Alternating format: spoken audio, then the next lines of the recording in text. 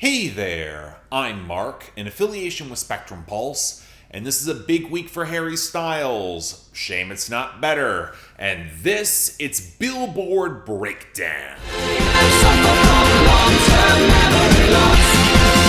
I don't remember. You know, I was going to describe this week as post-album bomb. It'd certainly be a good enough explanation for all the activity in one of the busiest opening months of the Hot 100 I've remembered in some time. But I think we're more in between album bombs, especially if Don Toliver is set to have more impact than I think anybody expected next week. We'll have to see how all that goes down, but if we're looking at a case where increased streaming weight is having more of a propulsive impact on the Hot 100, although apparently Billboard may have tweaked their formula yet again to give more weight to the radio, well, here's evidence of that. For better, especially this week, plenty times for worse. And even then, it might be dodging one of the biggest parts of this story. I already mentioned it, because when we get to our top 10, we got a brand new number one, as I predicted last week, from Harry Styles, Aperture, with a ton of streaming, strong sales, and already a radio push.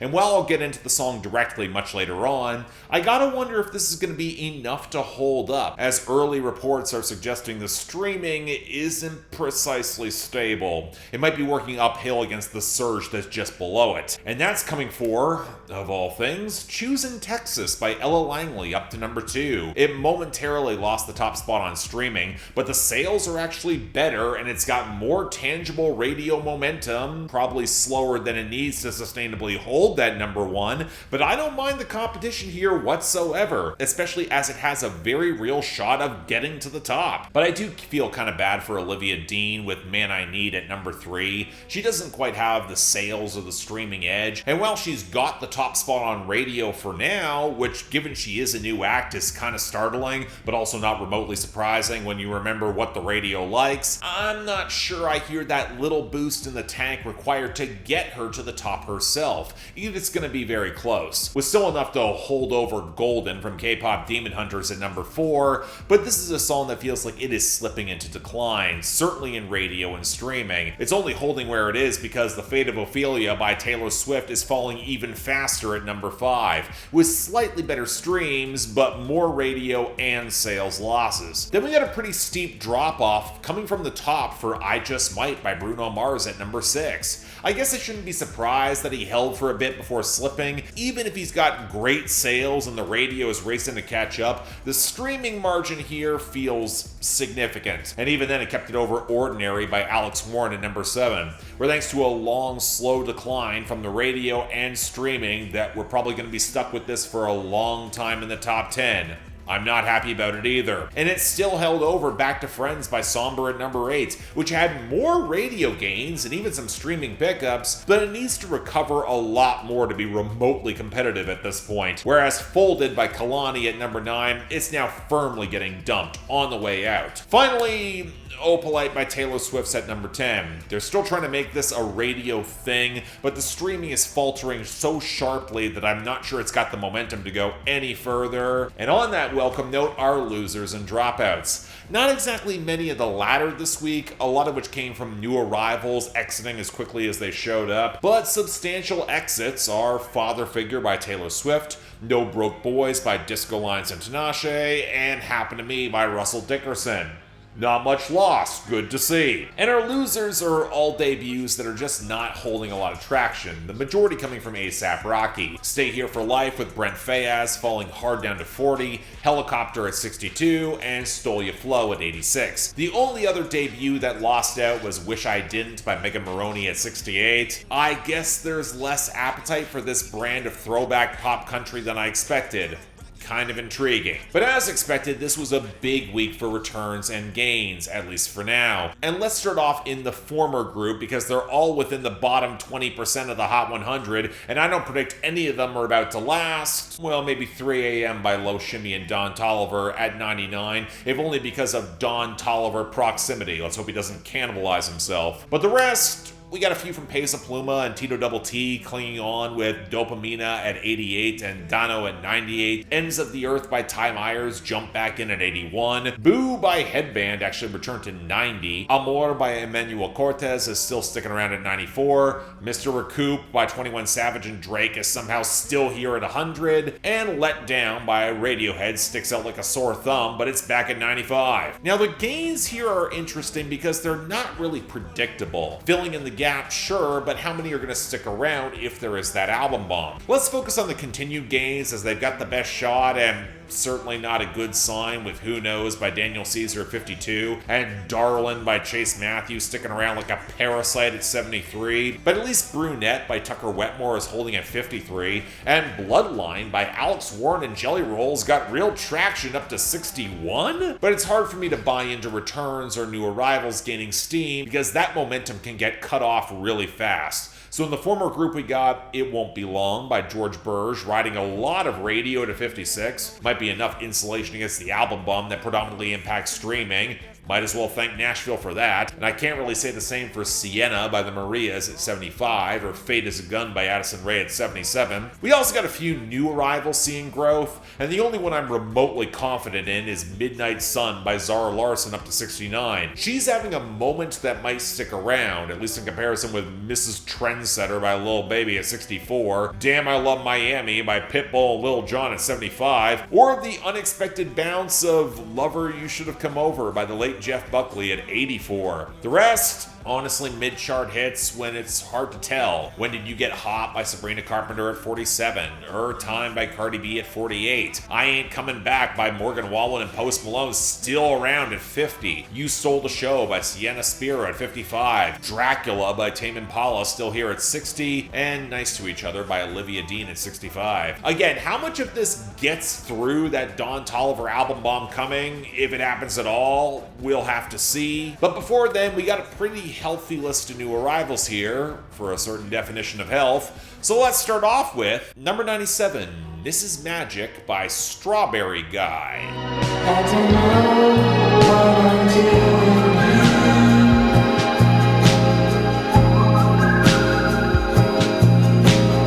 You know, I keep saying week after week that I don't really mind TikTok contributing to songs returning or going viral the first time, but I do wish more of them would feel contemporary from acts that are active now, or songs that actually got critical acclaim in their time and through some unfortunate quirk of fate never got big. In this case, it's a UK bedroom pop indie folk act with a song from 2019 who hasn't been active in music for years now, with the last notable single coming from 2023. I never saw much in the way of critical acclaim for this at the time, and hearing the song now, yeah, I'm not wowed. The piano is nestled behind this soft focus guitar and bass and a glossy, hypnagogic, watery gloss around the keys, with some whistling that's oddly incongruous. Strawberry Guy as a singer is playing to a very willowy register, and the song is this desperate plea for this Mrs. Magic to let him back into her life. Allow him to be open with her, give him some peace of mind. I don't know, maybe it's just overexposure to this formula, having heard it on Bandcamp for years now, or how the texture contributes to this wallowing throughout the track, or how there are lines about radio and giving him one last show. It doesn't quite feel as intimate or gripping as I would hope.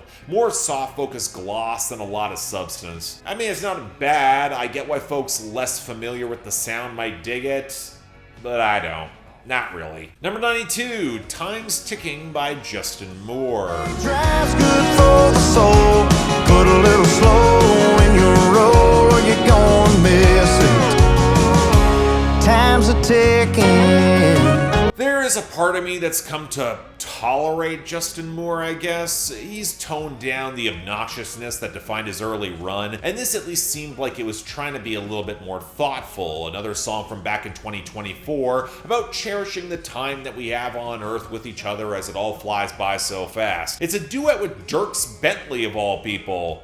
So naturally, we did not get the duet version, we just get him solo, and I can't be the only one who sees this getting promo and looking at George Burge's Better song, watching Justin Moore chase another bandwagon and just Sighing. And yeah, Berge's song is better. Justin Moore's track has these painfully squeaky lead guitar leads with the pedal steel and banjo sounding perfunctory, and a weirdly crunchy lump barely even passing as a drum machine in that first verse. And while the texture sounds generally organic, there's nothing close to melancholy or winsome pathos so much as a very rote, mid-tempo, mainstream country tone. I gotta wonder if this only got a serious push because it might be chasing a trend in the songwriting, and it doesn't even have Dierks Bentley to add his expressive weathered grit to it. In other words, the best thing I can say is that it's kind of harmless, but man, I'm gonna forget this in record time. Next, number 89, Raindance by Dave and Tems. I know you feel the same when you're with me. You know I'm all you need. You're where I wanna be. My darling, can't you see? Well, this has been long in coming. I was like a lot of folks and expected that Dave's Sprinter with Central C would have been the crossover a good 3 years ago. It was lurking in the bubbling under charts for a while, but I'll certainly take the cut with Tems instead from his last album, an album that I really wished had the staying power to feel that interesting for me. I thought about reviewing it, I just didn't have a lot to say. It was fine, just not great. And it's hard not to hear Raindance and hear something similar, a good quality song that I really wish I liked more than I do. The somber pianos and hazy vocal samples behind the rattling Afro beats, where the melody seems a little underpowered as Dave tries to set up this dance floor hookup with Tems, with a lot of the gentle push and pull of the flirting. And maybe it's just me, but I've heard a lot of songs about guys trying to make the move on the girl with sad eyes at the bar and eventually pull her into a hookup, where Dave seems to think that there's way more possible, in judging by that third verse mentioning fiancés and parents. But I've also seen situations happen live like this, and hell, maybe that's the reason why the texture of the song is so down-tempo, so reserved. Tems seems to be aware that it's not built to last that long. A subtext that seems kind of lost by the dance-ready callbacks that Dave puts on the outro. I don't know, if the song was going to embrace that sort of subtle mood shift, a little more sophistication, and Dave's verse seemed to get halfway there, but it winds up a little bit more simplistic, awkwardly sketched, more than I wanted. Maybe it'll pick up more pathos with time and more listens now that it's crossed over properly. Dave is absolutely a net positive to finally be charting stateside as a UK rapper. We'll have to see. In the meantime, it is good. I'll give it that. Number 83, Let 'Em Know by T.I. My foot up on the gas. I'm blowing money fast. Let 'em know I'm on these haters' ass. I know these niggas, man. Better let 'em know. I don't even know where to start in talking about T.I. in 2026. He actually last charted not as long ago as I remembered, one song that scraped the bottom of the Hot 100 in 2020. He hasn't put out an album since that year, although most folks seem to have stopped caring going back well over a decade now. But I'd say those fans were way more interested in all the reality TV stuff, the podcast, the stand-up comedy. But then there was the cavalcade of sexual assault allegations in 2021 for both him and Tiny, and it didn't seem like folks were that interested anymore.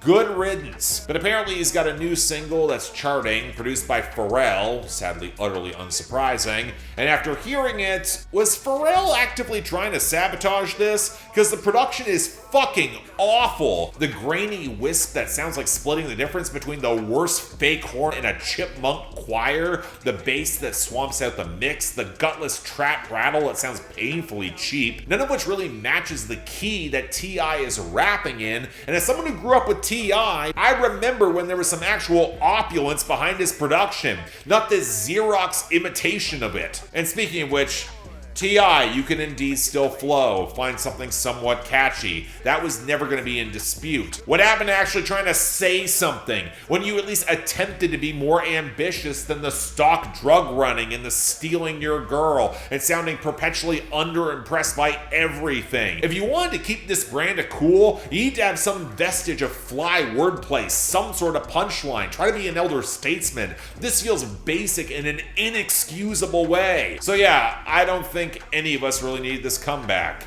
And you know, while we're in that territory, number 78, Pop Dat Thang by DaBaby. Let me see that hoe, shake that ass like you out of control. Suck that thing till your throat gets sore. Bend it on down, put your face on the floor. Fuck that shit till your legs can't stand. Hot freak bitch with the world in her hand. Okay, I can conceive of a space where folks might be nostalgic for T.I. even if the song is bad and they might want to hear more. Whereas all the discourse I hear around DaBaby these days is, oh, we really let that happen in the tail end of the 2010s. Thank God we all discovered the stark limitations of his sound alongside the homophobia in 2021 as the oversaturated market for his music went off a cliff. Anyways, he's been way more active than anyone should care about in the years since. This is actually a single from an album that dropped last Friday that I've got less than zero interest in hearing. And with this, I can't believe I'm going to say this, it's both the best and worst thing that he could have dropped to retake the spotlight. DaBaby at his best was a high-energy, bouncy act who could careen across songs with fast flows and goofier references. And man, hearing him sound so deadened and low energy is not a good vibe, with that jaunty hip house piano and up-tempo trap skitter and the vocal sample on the hook that's pitched just high enough that I don't think it's him, although I can't find who he may have sampled. The dance-leaning production, it honestly sounds cheap. It's very obvious that he knows that Levitating was that big crossover. He'd love to see that happen again. But it's also the only thing with any sense of positive momentum to the song, because DaBaby is all about fucking this girl in increasingly graphic ways, and of course it's your girl, so any dance vibe just curdles in record time. So even if I can appreciate his still pretty good flow, and I'm fairly certain this is going to work to get onto enough dance playlist, to see DaBaby reduced to this is just depressing. It's not terrible, but I don't care for it much either. Number 71, Ain't a Bad Life by Thomas Rhett featuring Jordan Davis.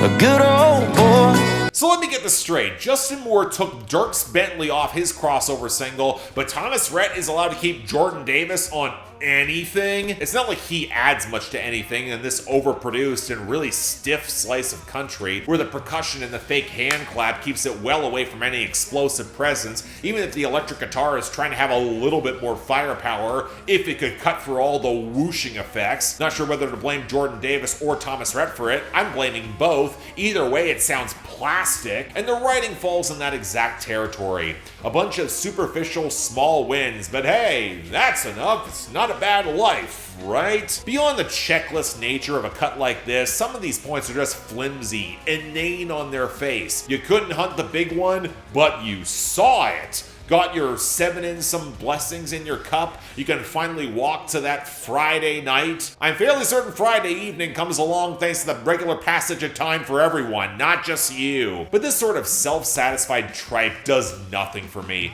and both these guys are long past the point where anyone should care. In other words, it sucks. Next, number 66, Change My Mind by Riley Green. Burn me up with a whiskey kiss. Look at me with them pretty brown eyes and tell me lies just to change my mind. Alright, I've been waiting for the Riley Green song Solo to really impress me. I've liked a lot what he's done with Ella Langley, but I've yet to hear what's actually special from him alone beyond a few tasteful ideas. And here with the song from 2024, can someone tell Nashville that the template for Riley Green should be closer to Charles Kelly or Dierks Bentley, not the stock bro template where he can make the most tepid change up to the formula, where the hook here is so choppy and staccato and oddly minor key that I gotta wonder if he was grabbing a note from Morgan Wallen instead. Certainly seems like it when you look at the songwriting, where he does not want his ex showing up this time, but he's willing to have his mind changed for her for the right hookup where he kinda likes all of it. And can we take this Adam Levine stale runoff anywhere else? It's even worse coming from Riley Green because he's got nothing close to the swagger or energy to give this any sort of magnetism. It doesn't sound like him. He sounds tired, irritated. It's the wrong energy for this kind of song, even if in general the production here is more tolerably organic. So yeah, I really don't care for this either. What a letdown. I was expecting a lot more. Anytime he could come around and change my mind, that would be swell. Number 63, ATM by Don Toliver. Let's go, heat hot, get on my teapot. Shawty want the drip drop, bitch I come with thunder. I'm the KDM, at the ATM, in the rock stadium. So I I started putting together this episode thinking that Don Toliver was set to have a big album impact, especially given some of the early sales numbers. But if Billboard is tinkering with their back end yet again to reboost the radio, because why not make your stagnation problem worse when you had a shot to help fix it? Force radio to compete at the same pace as the rest of the world? I really can't be sure at this point. I bring all this up because Don Toliver singles don't tend to leave me a lot to say, and yeah, this really does not change things. With a bunch of bleeping chiptune leftover from the late 2000s that can't convey much atmosphere behind that dank synth bass and the trap percussion, as he keeps bringing in this lo-fi passage that's pitched into a really weedy key that doesn't match even an attempt at psychedelia, and utterly guts any atmosphere coming off the crescendo. And the lyrics, outside of sheer cadence, you really cannot tell me these are good. Even showcasing any of Don Toliver's vocal gymnastics as a singer, he sounds really washed out and disinterested here. And the loose patter about getting fucked up with this new girl, partying hard when he's out on tour, hitting up strip clubs from Houston to Canada, going swimming, and a lot of brand name flexing. The sort of song that's all about vibe and little else. So you'd think that they'd at least try to keep some competent fidelity or atmosphere and not sound so utterly rinky-dink and tired and limp. So yeah, I get the unfortunate feeling that if an album bomb happens, it's not going to be any good. Yeesh. And finally, number 1, Aperture by Harry Styles.